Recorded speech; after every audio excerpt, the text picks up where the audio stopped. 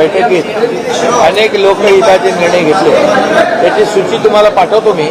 परंतु ग्रामपंचायतचे सरपंच उपसरपंच यांचं जे मानधन होतं ते दुप्पट केलेलं आहे आणि इतरही जे काही निर्णय आम्ही घेतले दुधाच्या अनुदानाच्या संदर्भात इतर अनेक निर्णय आजच्या बैठकीमध्ये मंत्रिमंडळाचे घेतलेले आहेत.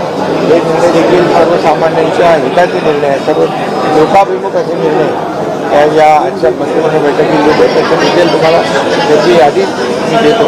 परंतु सर्वसामान्यांचं सरकार आपण म्हणतो ते खऱ्या अर्थाने सर्वसामान्यांच्यासाठी त्यांच्या हितासाठी आजची कॅबिनेट देखील महत्त्वाची ठरली. ITIच्या संदर्भात नाव आहे ते ठाण्याच्या स्किल डेव्हलपमेंट सेंटरने ठाण्याच्या ITIला देखील धर्मवीर आनंद दिघे साहेबांचं नाव या ठिकाणी दिलेलं आहे.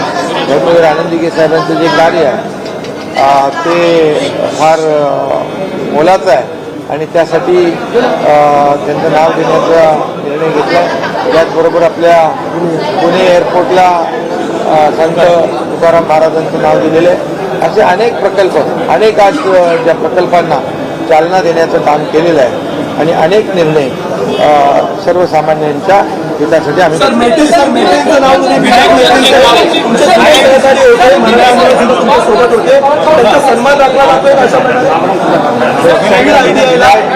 देखील ITIला झालेल्या जे काही निर्णयामध्ये त्यांचंही ITIला नाव दिलेलं आहे. खरं म्हणजे त्यांचंही कार्य जे आहे खूप मोठं कार्य आहे आणि म्हणून जे आपले या क्षेत्रामध्ये काम करणारे लोक आहेत होते आणि त्यांचं आज एक गौरव करण्याचा एक प्रयत्न छोटासा सरकारने केलेला आहे. त्यामुळे या आजच्या मंत्रिमंडळ बैठकीमध्ये अनेक निर्णय घेतले. त्याची सगळी तुम्हाला मी सूची जी आहे